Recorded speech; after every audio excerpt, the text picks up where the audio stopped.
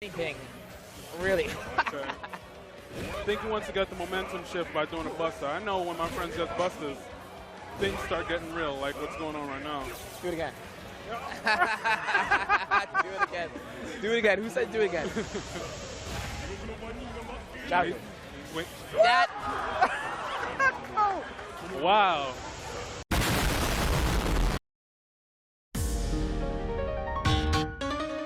Fighting games are cool. It's a genre that allows for the utmost self-expression and individualism, and there's a type of fighting game and a type of character for anyone remotely interested in dipping their toe in the vast ocean of fighting games that have released over the last 30 years. Naturally, over time, fighting games and the people who play them have experienced a lot of evolution. Mechanics, gameplay styles, and character archetypes have all been pretty thoroughly explored, and this is especially true with series such as Guilty Gear and BlazBlue cranking up their system mechanics to the extremes. With all that in mind, I would like to propose a question. When you're free to play something like this, or even this, why would you pick this?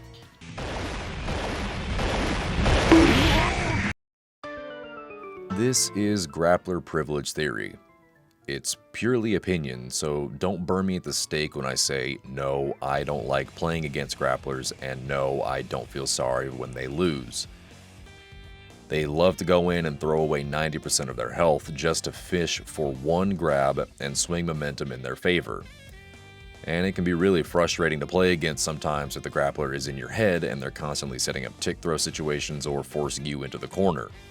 But we're here to talk about why certain grapplers are so hard to play against, despite the fact they usually wind up towards the bottom of most tier lists. This is where things become a little bit polarizing. Yes, most, if not all, grapplers are big-bodied big boys that have less movement options and slower attacks that trade for bigger damage. They struggle versus a large majority of the roster within their respective games and don't see much high-level play or high tournament placings. However, there are specific aspects of these characters that surpass a lot of their shortcomings. It doesn't really matter if you have a large hurtbox, or if some of your normals are slow and clunky, if your goals revolve around forcing one mistake or making one correct read for an instant reward in the form of massive damage or favorable positioning. By design, grapplers are able to take a lot of punishment and still have a fighting chance with the tools at their disposal, which naturally makes sense because a character can't be completely unviable unless they're a joke character. Wait, not that one. You know what I mean. Developers have to provide grapplers with some sort of boost in order for them to fit in alongside other characters in the same game, or else they would just rely solely on system mechanics and would have no identity or incentive for players to pick them. However, I feel there are a couple of cases where the devs may have gone a bit too far. For instance, Third Strike's Hugo is one of the more interesting grapplers to come out of Street Fighter in my opinion. I don't play grapplers, but Hugo is one I can pick up and enjoy when playing casually. In a game where parries exist and they're a large part of the meta, I think it's neat that this wall of German muscle can choose between a safe parry option or a less safe but bigger meter building clap when facing a fireball. It's subtle, but Street Fighter is built on small intricacies like that. On top of this, Hugo was the first Street Fighter character to have a proper anti-air grab, so it's like Zangief walked so Hugo could run, or something like that. Of course, playing Third Strike requires an excellent sense of timing and a deep understanding of when and where to parry, especially if you're gonna play Hugo. But it doesn't stop him from being a big threat in-game. Third Strike is a very laser-focused game, and it's not for everybody, and it doesn't have as many options as something like anime fighters, so let's just turn our attention to that.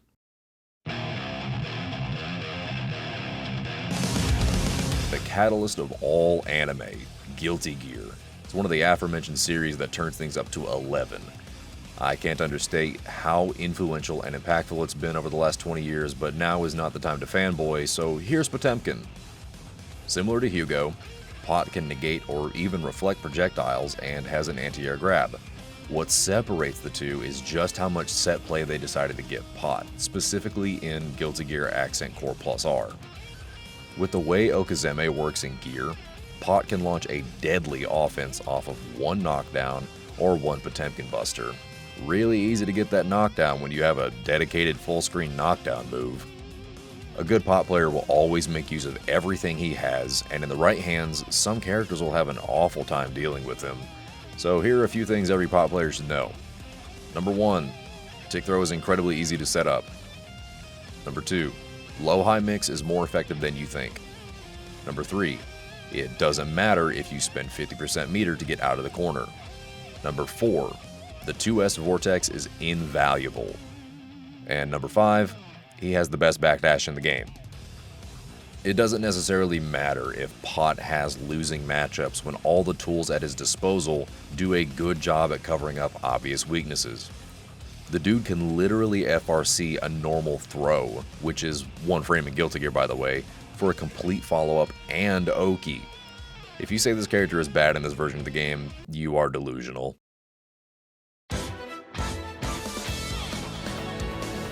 Okay, so we've gone through 2 separate examples of grapplers that break the mold of the big, slow, low-tier meat shield. Now we're gonna break out the big guns. I've been playing BlazBlue Central Fiction again recently, and I would like to apologize to my friends who have already heard me tell them a dozen times over how it's my personal favorite fighting game, but it's chock full of unique characters and mechanics, the tone is about as anime as you can get, and the gameplay is blazing fast. I was having a great time remembering Jubei routes and setups, and then I remembered, oh yeah, this game has the best designed grappler of all time.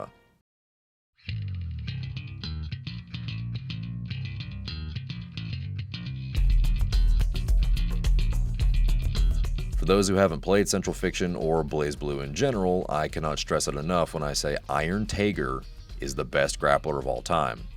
No joke, no meme. This character, who embodies all the previously mentioned flaws of the grappler archetype, beats the living dog shit out of any other grappler in any other fighting game. Strive Beta Potemkin, Goro Diamond, Sarabella, mere insects to Tager's comically large clown shoes. Why is that, you ask? Well, in BlazBlue, each character has a drive, which is essentially their own gimmick, and it functions like a one-button special move, so to speak. It's the source of a lot of character depth for most of the roster. Tager's drive, Fultic Battler, is a tool that allows him to almost completely bypass a grappler's biggest weakness, closing the gap. It doesn't matter that he has no air dash and no run when he can apply magnetism to the opponent and passively draw them closer to him. It's incredibly easy to apply this status, and so many of Tager's core moves and combo routes incorporate magnetism in some way. And he can do it here, here, here, here, here, and lastly,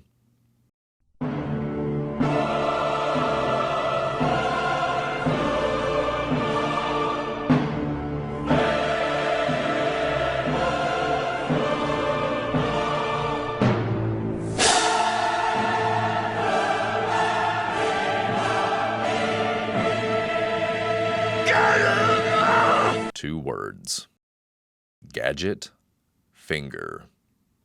Despite sounding like an Inspector Gadget sex move, this enables Tager to freely vortex for the rest of the round by applying magnetism to a downed opponent. You don't have to worry about 50-50s when you're instantly rewarded for landing a hard knockdown. And it goes even further. With Gadget Finger, you can set up tick throws, go for easy side swaps, extend combos, set up throw loops, or just say f it and go for raw super. The best the opponent can hope for is mashing their own reversal, assuming Tager isn't blocking.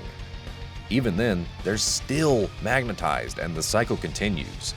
This move is so innately strong, you would just use it without weighing any other options because it's the best and most efficient means of Tager's offense and end goal. I mean seriously, just look at how long the dust loop entry for Gadget Finger is. It's insane. The versatility and raw momentum swing this move gives Tager is the sole reason I thought of Grappler Privilege in the first place. You would think in a fast-paced game like BlazBlue, he would be left in the dust by most other characters, but he can go even with over half the cast because of this one move. It's easily the best part about the character considering how often he uses it and the opportunities it presents him. the feeling I get when playing against this monstrosity is equal to that of an ice cube in a furnace. Or I guess in this case, a fork in an electrical outlet, something along those lines. In all seriousness, if you give this mechanic to any other grappler, they would instantly be twice as good as before. Having the ability to bypass zoners and lock down rushdown characters via the same conventions is insane to me. You would land the same combos on any character and see the same results. Sure, Tager isn't the best character in BlazBlue, but he definitely sits atop a mountain of inferior grab-happy wannabes. Alright, so I came up with this topic a while ago, last time I had played BlazBlue with a couple of friends and they decided to bust out Tager on me, and I came to the conclusion, wow, this character is really strong, so I didn't make this video to complain about grapplers or even Tager specifically. It's just a topic I had on my mind and thought that it would translate well to a video for the sake of informing and entertaining. Plus, I just love BlazBlue, and I highly recommend it to anyone, give it the old college try if you're into fighting games. And big shout out to the Dustloop and Shoryuken wikis for allowing me to research the characters discussed in this video, and thanks to you guys for watching. I don't have a whole lot to plug, but if you want to watch me play fighting games when I'm not making videos, which is most of the time, I do stream on Twitch a few days a week at twitch.tv/Mullock. So yeah, that's going to do it for me, and I'll see you guys next time.